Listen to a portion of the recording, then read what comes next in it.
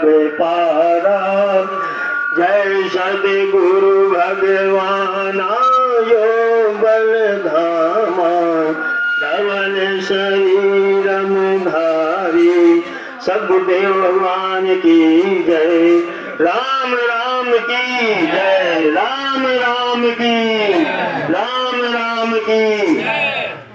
और आने तुम्हारे गुरुवर बेड़ा पार कर दो, हाथ दया का सिर पर रख दो, करुणा क्षमा की छाया कर दो, नहीं को तुम मेरे समान गुरुवर बेड़ा पार कर दो। माते पिता तुम हितकारी, हम हैं बालक पापाचारी। प्रेम भक्ति का दे दो दान, गुरुवर कल्याण कर दो, गाऊं गुणगान तुम्हारे गुरुवर बेड़ा पार कर दो।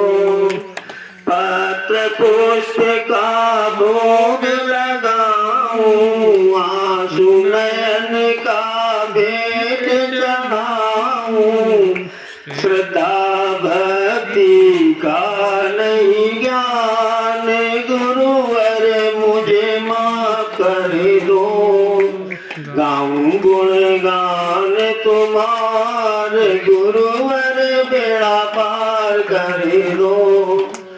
राम नाम का अलग जगाऊं, गुरु नाम का ध्यान लगाऊं, पाप राशि का कर दो नाश, गुरुवर चरण शीश रख दो, गाऊं गुणगान तुम्हारे गुरुवर बेड़ा पार कर दो।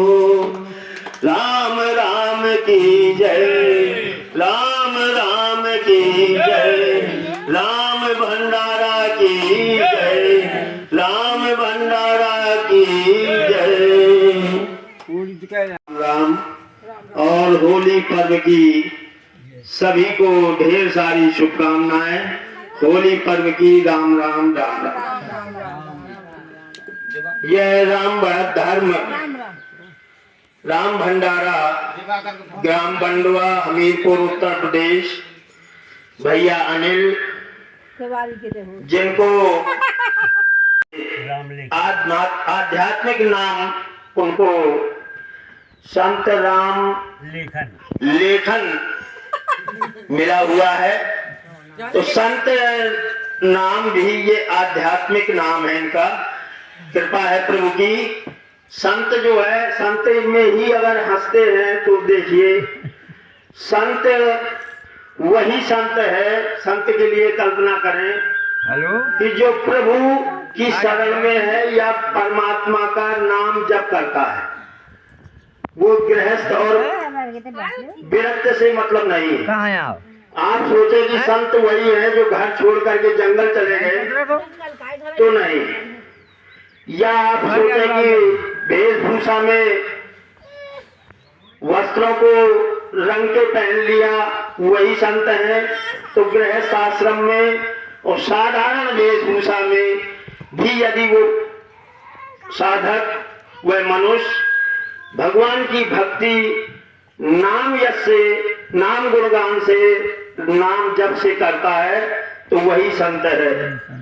क्योंकि ये जो भक्ति है भगवान की वो केवल भाव से होती है।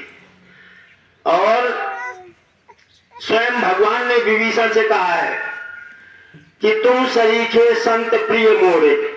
तो विभीषण कोई जैसी आप कल्पना करें कि साधु संत की वेशभूषा है, तो क्या ऐसी वेशभूषा में थे? नहीं, लेकिन क्या था? केवल प्रभु की भक्ति, राम राम राम राम का जप करते थे। इसलिए भगवान ने कहा है कि तुम्हारे जैसे संत ही मुझको परम प्रिय है। तो ये संत नाम प्रभु की तरफ से इनको जो मिला है वो इसी कारण से मिला है कि ये केवल राम राम पर आश्रित है और राम राम का जप करते हैं। सब संसार के साधन छोड़ करके केवल राम राम का एक आधार है, इसीलिए इनको संत की उपाधि प्राप्त हुई है, जो इनके आध्यात्मिक उत्साह के लिए है। और सांसारिक रूप से तो गृहस्थ में है, तो आपके लिए वो अनिल भैया है, ठीक है। तो ये संत हैं हमारे लिए, क्योंकि हमारे राम इनके अंदर है और सबके अंदर है। अब वो राम राम जब करते हैं, तुलसीदास जी ने कहा है कि तुलसी जाके मुखन से धोखे निकलत राम और ताके पग की पान ही मेरे तन को चाम। तो ये भाव है। दूसरा कलयुग, ये कलयुग है, ये ना तो सतयुग है, ना त्रेता है, ना द्वापर है। तो हम आप सब कलयुग में हैं, और कलयुग में तो समय भी बहुत कम मिला है, क्योंकि कलयुग में मनुष्य की उम्र लगभग 100 वर्ष बताई गई है, लेकिन शायद औसत दर्जे में देखा जाए तो 60 और 80 के बीच में ही काम हो जाता है। तो कितना समय है। सतयुग में अलग बात थी, अलग अलग शास्त्रों पुराणों में लेख है, कहीं 400 वर्ष सतयुग में मनुष्य की उम्र बताई और कहीं 1 लाख वर्ष बताई। अलग अलग मतांतर है, लेकिन ये मानो कि सतयुग और त्रेता द्वापर में जो उम्र थी वो आज कलयुग में नहीं। हर एक मतों में यही बताया गया कि मनुष्य की कलयुग में सबसे कम उम्र है। तो कम उम्र में और बड़ी बड़ी साधनाएं जो सतयुग और त्रेता द्वापर में बताई गई थी, वो कलयुग का मनुष्य नहीं कर सकता है।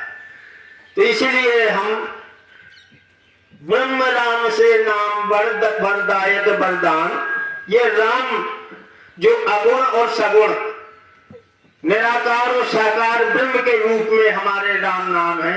कलयुग में इसी राम नाम पर भगवान ने सारी शक्ति प्रतिष्ठित की है।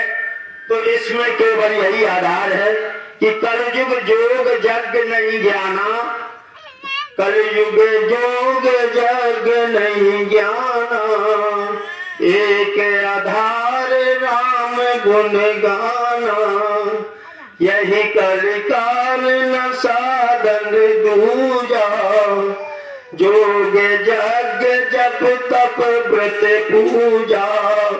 तो कलयुग में केवल क्या है, राम नाम का ही आधार है। और हम अनेक अनेक साधनों में जो अगर भटक रहे हैं, तो काल हमारे सिर के ऊपर 24 घंटे मंडरा रहा है, पता नहीं आपकी यात्रा पूरी हो पाएगी कि नहीं। और आप वो जो भक्ति है, भक्ति नहीं कर पाएंगे। और भक्ति केवल परमात्मा की होती है, देवी देवताओं की भक्ति नहीं होती है। केवल देवी देवताओं का पूजा किया जा सकता है, और देवी देवताओं के पास केवल यही सामर्थ्य है कि वो संसार के सुख और संपदा दे देंगे, लेकिन वो जो 4 मनुष्य के मुख्य परमार्थ हैं वो नहीं कर पाएंगे। उसकी पूर्ति तो भगवान की शरण में पहुंचने पर ही होती है, और जो शरण में पहुंचने का आधार है वो केवल राम राम राम राम का जप करना है।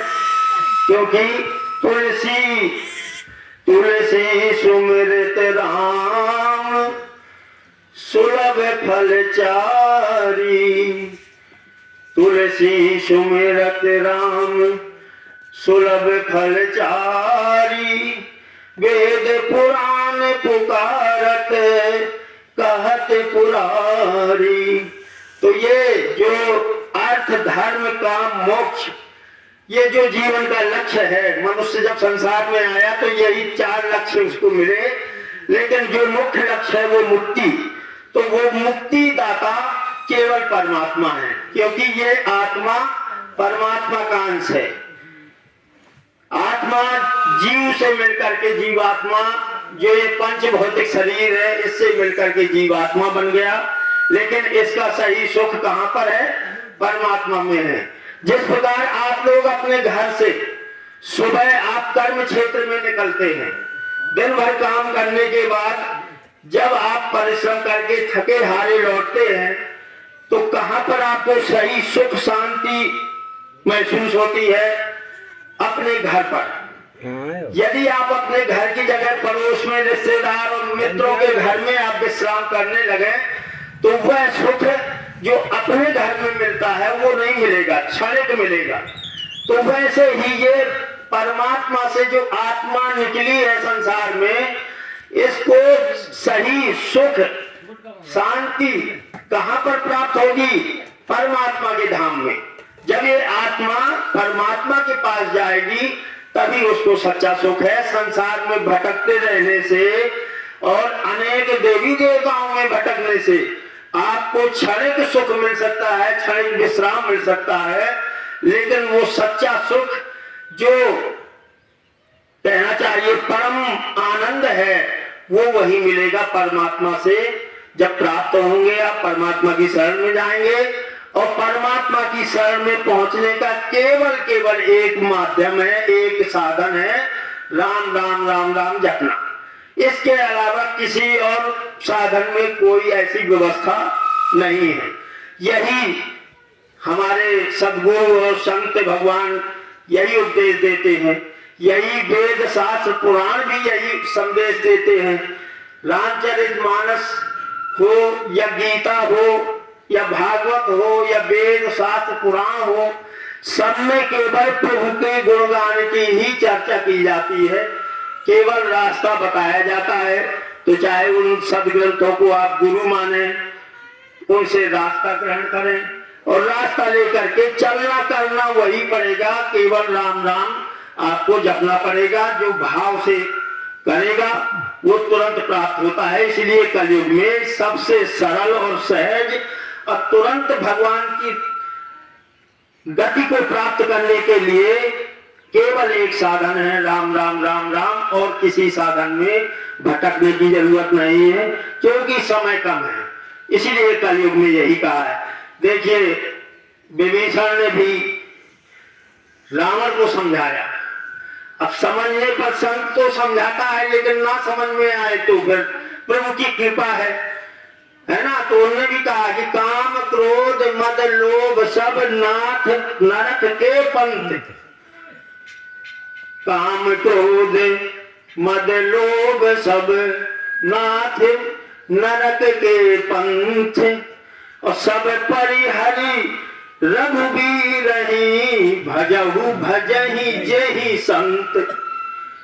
बार बार पद लागऊं विनय करऊं जस शीस, और परिहरि मान मोह मद भजहु कौशलाधीश। लेकिन नहीं मानी तो ना माने। संत तो बताते हैं उनका अपना कल्याण करने के लिए संत अपना स्वार्थ तो कर ही रहे सिद्ध, लेकिन उसी स्वार्थ में परमार्थ हो जाता है। यह संसार पूरा स्वार्थ से ही रचा हुआ है। कोई भी संसार में जितने हैं, अगर मनुष्य है या कोई भी जीव है, वो स्वार्थ से अलग हो ही नहीं सकता, क्योंकि स्वार्थ लाग करें सब प्रीति सुर नर मुनि सब या ही रीति। लेकिन स्वार्थ का परमार्थ हो जाता है। हम परमार्थ नहीं कर पाते, लेकिन अगर परमार्थ भी करना है तो हम केवल स्वार्थ करें, अपना स्वार्थ सिद्ध करें, और परमार्थ सिद्ध हो जाता है कब? जब प्रभु के गुणगान करने लगे तो उसमें अपना स्वार्थ भी सिद्ध होगा, और जो सुनेगा और फिर मानेगा तो उसका स्वार्थ सिद्ध होगा। लेकिन आपने अपना स्वार्थ किया और आपका परमार्थ बन जाएगा, क्योंकि दूसरे का कल्याण हुआ उससे। तो स्वार्थ कहा है कि स्वार्थ साच जीव कहाँ एहा, और मन क्रम वचन राम पद नेहा। सखा परम परमारथे हूँ, और मन क्रम वचन राम पद नेहू। स्वार्थ करो चाहे परमार्थ करो, केवल क्या है? सच्चा स्वार्थ और सच्चा परमार्थ, राम राम राम राम राम ही जपना है। उसमें आपका स्वार्थ भी सिद्ध होगा और परमार्थ भी सिद्ध होगा। इसीलिए हमारे अब समय कम है, हम यही निवेदन करते हैं कि आप जो है ज्यादा प्रपंच में फंसे हुए हैं, उसमें कल्याण होने वाला नहीं है। आज के इस राम दरबार में उपस्थित सभी राम भक्तों को मैं प्रणाम करता हूँ।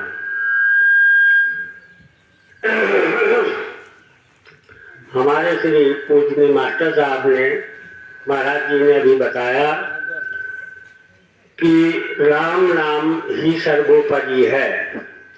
ऐसा नहीं है कि और देवी देवता नहीं है, देवी देवता हैं, लेकिन जो शक्ति है, जिनका उद्भव जो है, जिस स्रोत से हुआ है, वो मेन शक्ति है ब्रह्म।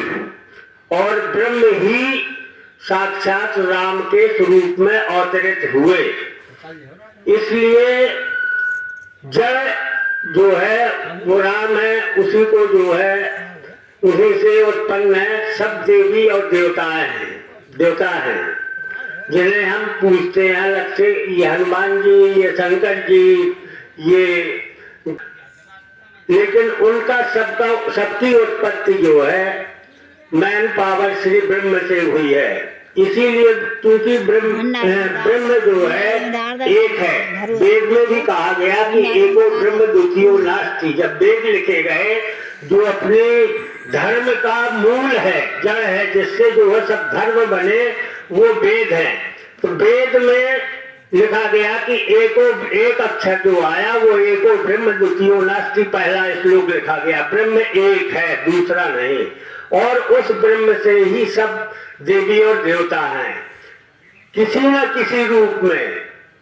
आप अगर देखें तो हर देवता जो है शंकर जी को पूजता है। जितने भी भूत प्रताप आदि और वो देवता हैं, उस जो तामसी प्रवृत्ति के हैं, वो तमोगुण के मालिक जो शंकर हैं, उनको पूजते हैं।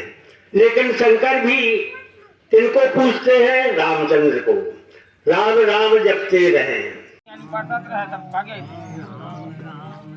एक गिलास ले लीजिए, मैं डाल ले और पानी आनी पड़ता था, पानी की जिम्मेदारी है। राम भंडारा की जय, राम भंडारा की जय, संत भगवान शिव।